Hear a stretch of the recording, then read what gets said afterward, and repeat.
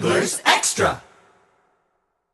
Hi, and welcome back to the Anglers Extra pregame showtime once again for the Managers Show, sponsored by Chatham Bakery. I'm alongside John Schiffner. I already know what your favorite part of the show is going to be now. Oh, yeah.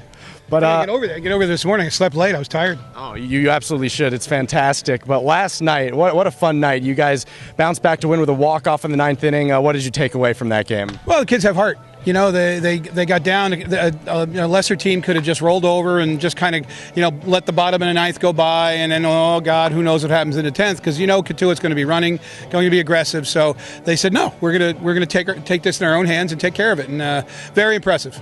So even though we're only a couple games in, you like what you're seeing mentality-wise from this team? They're already kind of gelling? Yeah, I think so. It's way early, but I really think so.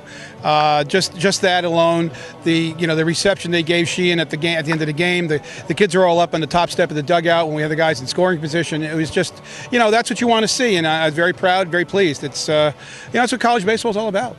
Were you pleased to see that kind of emotion, that kind of caring about the team just so early in the season? Sure. I mean, I think we've done a pretty good job all around between the coaching staff and the administration, just getting the kids opportunities to be together as much as possible. And I think they like one another, and that's so important. I mean, team chemistry is such an important thing to have on a summer baseball team, because you have guys from all over the country, guys from different programs, and the great thing is the common denominator is baseball, and that's what gets us all here.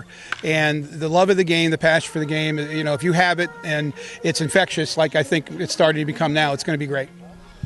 So Sheehan Planas-Arteaga, the hero, as a pinch hitter, came up with that RBI single. Now, you told our writer, Chris Jones, that you told him 3 words before, just win the game. Is that true? Yeah, I just kind of said, it's a perfect pitcher for you at this point. He's a down-under guy, he's right-handed down-under guy, which the barrel, it'll flatten out on the left-handed barrel. I said, win it, and he did. He took a great at-bat, and there you go. That's what it's all about.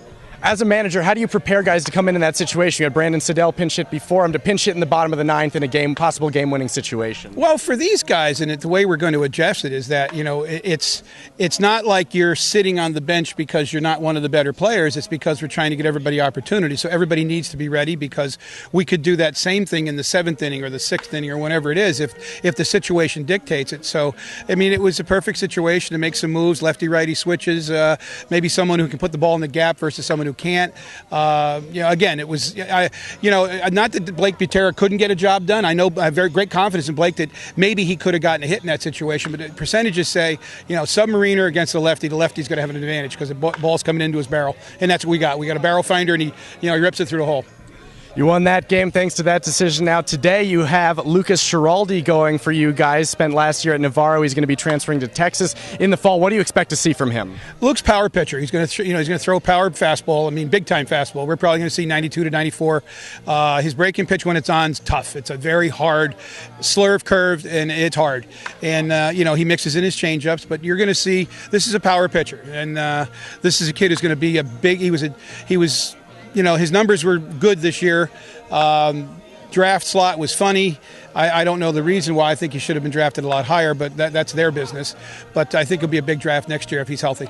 His dad, of course, is Calvin Schiraldi. Do you see anything different when you're coaching kids whose dad played baseball for an extended period of time? It's funny. That's an interesting question, because some of them are, incredibly intense baseball players. They are, they know they have a legacy to follow and they have to do it. And some guys are like, I'm going to be a ball player, and Dad was one too, but I'm going to be me and he's him, and move on. And I think that's the way to look at it.